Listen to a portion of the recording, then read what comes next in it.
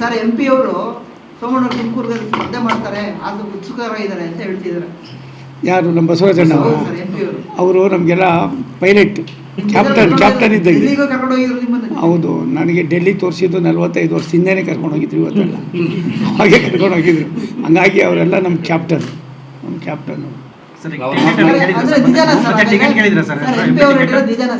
ಅಪ್ಪ, ನಾನು high command ticket ಕೊಟ್ಟರೆ, ಹೈಕಮಾಂಡ್ ನೀವು ನಿಂತ್ಕೋಬೇಕು, ಸ್ಪರ್ಧೆ ಮಾಡಬೇಕು ಅಂತಂದರೆ ನಾನು ನಿಂತ್ಕೋತೀನಿ. ನಾನು ರಾಜ್ಯಸಭೆಗೆ ಪ್ರಯತ್ನ ಮಾಡಿದ್ದು ಸತ್ಯ. ರಾಜ್ಯಸಭೆಯಲ್ಲಿ ನಂದು ಒಂದು ಹಂತಕ್ಕೆ, ಕೊನೆ ಹಂತಕ್ಕೆ ಬಂದಿದ್ದು ನಿಮಗೆಲ್ಲರಿಗೂ ನನಗಿಂತ ಜಾಸ್ತಿ ಮಾಹಿತಿ ಇದೆ. ಅದಾದಮೇಲೆ ಕೆಲವು ಇದರಿಂದ ಒಳ್ಳೆಯ ಒಬ್ಬ ಕಾರ್ಯಕರ್ತನಿಗೆ ಕೊಟ್ಟಿದ್ದಾರೆ, ನಾನು ಅದನ್ನು ಸ್ವಾಗತಿಸಿದ್ದೀನಿ. ಇವಾಗ ಲೋಕಸಭೆಗೆ ಕೊಟ್ಟರೆ ಚುನಾವಣೆಗೆ ನಂದು ಡಿಮ್ಯಾಂಡ್ ಇಲ್ಲ, ರಿಕ್ವೆಸ್ಟ್ ಇದೆ.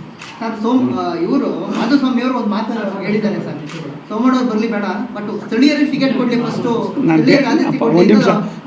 ಒಂದು ನಿಮಿಷ ಅಪ್ಪ, ಮಾಧುಸ್ವಾಮಿಯವರು ನಮ್ಮ ಹಿರಿಯ ನಾಯಕರು, ಮತ್ತು ನನಗೇನೋ ಬುದ್ಧಿವಂತರು, ಹೋರಾಟದಿಂದ ಬಂದವರು, ವಕೀಲರು.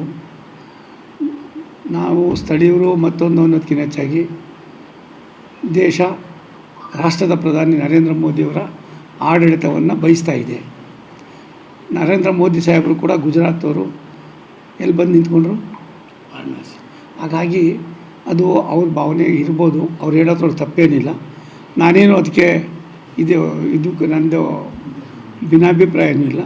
ಸರ್ಕಾರ ಮತ್ತು ಇದು ಹೈಕಮಾಂಡು ಕೊಟ್ಟರೆ ಟಿಕೆಟ್ ಕೊಟ್ಟರೆ ಒಂದು ಅದು ಯಾರಿಗಾಗ್ಬೋದು ಅನ್ನೋದಕ್ಕಿಂತ ಹೆಚ್ಚಾಗಿ ಇದು BJPಯ ಟಿಕೆಟ್. ಇಲ್ಲಿ ಸನ್ಮಾನ್ಯ ಹಿರಿಯರಾದ ಬಸವರಾಜಣ್ಣ ಅವರು ವಯಸ್ಸನ್ನು ಮುಂದಿಟ್ಕೊಂಡು ಅವರಾಗವರು ನಾನು ಮತ್ತೆ ನಿಲ್ಲೋದು ಬೇಡ ಅಂತ ಅಂದ್ಬಿಟ್ಟು ತೀರ್ಮಾನ ಮಾಡಿರೋದ್ರಿಂದ ನಾವು BJPಯವರು ನಮ್ಮ ಹಕ್ಕನ್ನು ಪ್ರತಿಪಾದಿಸ್ತೀವಿ.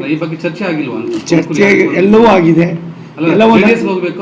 ಒಂದು ನಿಮಿಷ, ಅದನ್ನು ತೀರ್ಮಾನವನ್ನು ಹೈಕಮಾಂಡ್ ಮಾಡ್ತಾರೆ.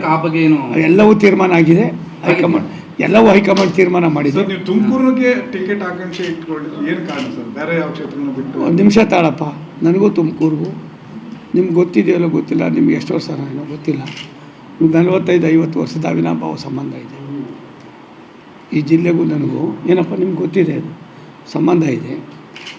ಭಗವಂತ ಯಾರನ್ನ ಎಲ್ಲೆಲ್ಲಿ ಕಳಿಸ್ಬೇಕು, ಯಾವ್ಯಾವ ಕೆಲಸ ಮಾಡಿಸ್ಬೇಕು, ಏನೇನು ಮಾಡಬೇಕು ಅನ್ನೋದು ಅವನದು, ಅದು ಸಂದೇಶ, ನಂದು ನಿಂದೆಲ್ಲ. ಯಾರೆಲ್ಲಿ ನಿಂತ್ಕೊಳ್ಳೋದಕ್ಕೆ ಯಾಕೆ ಇಷ್ಟ ಅನ್ನೋದಕ್ಕಿಂತ ಹೆಚ್ಚಾಗಿ ನಾನು ಹೈಕಮಾಂಡ್ನು ಟಿಕೆಟ್ ಕೊಟ್ಟರೆ ತುಮಕೂರಲ್ಲಿ ನಿಂತ್ಕೋತೀನಿ. ಬೇಡ ನೀನು ಹೋಗ್ಬಿಟ್ಟು ಇನ್ನೆಲ್ಲರೂ ನಿಂತ್ಕೊ ಅಂತ ಅಲ್ಲೂ ನಿಂತ್ಕೊಳ್ಳೋಕೆ ತಯಾರಾಗಿದ್ದೀನಿ. ಬೇಡ ಅಂದರೆ ಅದಕ್ಕೂ ತಯಾರಾಗಿದ್ದೀನಿ. ಒಂದು ನಿಮಿಷ ತಾಡಪ್ಪ, ಸರ್ಕಮ್ಸ್ಟೆನ್ಸಸ್ಸು ಒಂದೇ ಥರ ಇರೋದಿಲ್ಲ. ಒಂದೊಂದು ಸಾರಿ ಒಂದೊಂದು ಇಶ್ಯೂಸ್ ಬರ್ತವೆ. ಈ ಸಾರಿ ದೇಶಕ್ಕೆ ಮೋದಿಯವರ ಅವಶ್ಯಕತೆ ಎಷ್ಟಿದೆ ಅನ್ನೋದನ್ನು ಎಲ್ಲರೂ ಅರ್ಥ ಮಾಡ್ಕೊಂಡಿದ್ದೀರಿ. ಮತ್ತು ನಾನು ಹೈಕಮಾಂಡ್ ಟಿಕೆಟ್ ಕೊಟ್ಟರೆ ನಿಂತ್ಕೊಳ್ತೀನಿ, ಇಲ್ಲ ಯಾರು ಕೊಟ್ಟರು ಕೂಡ ನಮ್ಮದು ಓಸಾರಿ ಬಸವರಾಜ್ ಅವರು. ಬೆಂಗಳೂರಿನಿಂದ ಮಂಗಳೂರುವರೆಗೆ, ಬೀದರ್ನಿಂದ ಚಾಮರಾಜನಗರದವರೆಗೆ ನಿಮ್ಮ ಸುದ್ದಿ ನಿಮ್ಮದೇ ಭಾಷೆಯಲ್ಲಿ. ಕರ್ನಾಟಕ ತಕ್.